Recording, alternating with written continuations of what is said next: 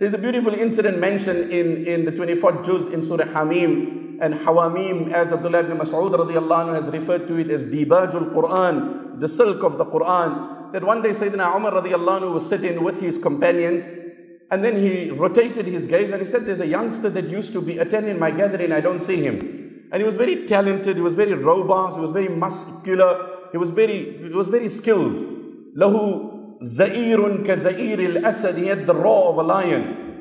So someone said, Umar, close the chapter and move on. The man has indulged in social evils and unfortunately he's got a drinking habit. So you know what, don't even bother yourself and move on.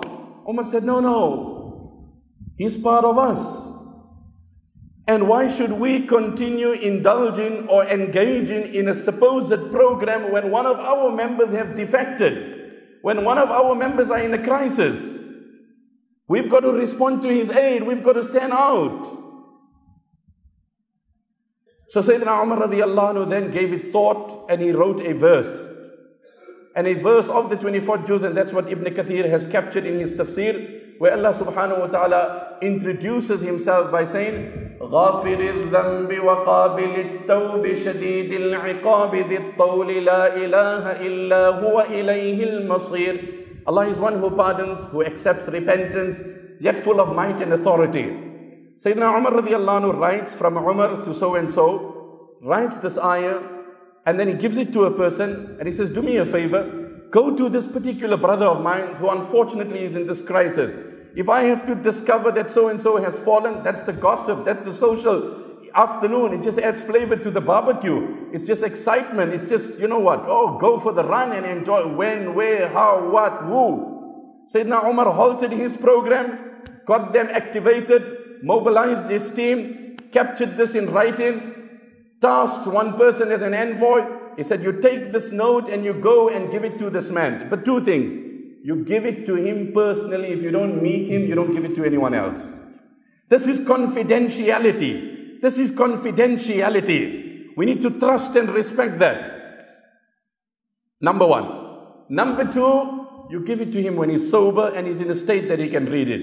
If you find that unfortunately he's not sober, he's not in his senses, then you wait till he recovers, and when he's in a good state, you drop him the note. The envoy takes this note, light as it is, laden with prayer and supplication, brimming with concern and worry. He then addresses his congregation and he said, "Ud'u Allah li akhikum an yuqbila biqalbihi." Now I'm not going to have a program. We've changed our program. Every one of you now engage in passionate prayer that when this note drops in the lap of our brother, it must effect a positive change, and Allah must inspire his heart to embrace the bold step of change. So it's just not a lousy SMS, it's just not a simple text, it's just not sending an email, it's filled with meaning. فَلَمَّا بَلَغَ الرَّجُلَ كِتَابُ عُمَرَ, when the note of Umar falls in the lap of this man, جَعَلَ يَقْرَأُهُ وَيُرَدِّدُهُ وَيَبْكِي, he started reading it, reflecting, introspecting and tearing. And he said, Umar, I salute your vision. I salute your choice. What a verse from the entire Quran. You're giving me hope and you're chastising me. You're inspiring me with a glamour of hope and you're rebuking me. نَزَعَ فَأَحْسَنَ النَّزْعَ. He then repented and became one of the most rehabilitated youth Medina had ever seen. And then Sayyidina Umar said, my lesson for today is this: إِذَا رَأَيْتُمْ أَخًا لَكُمْ زَلَّ زَلَّةً فَسَدِّدُوهُ وَوَثِّقُوهُ وَلَا تَكُونُوا أَعْوَانًا لِلشَّيْطَانِ عَلَيْهِ. That when you see your brother fall, then stand up to rescue him, save him. Let him not fall on the ground, because his fall is the collapse of the entire ummah. And rescuing him is the rescue and the deliverance of the entire ummah. And that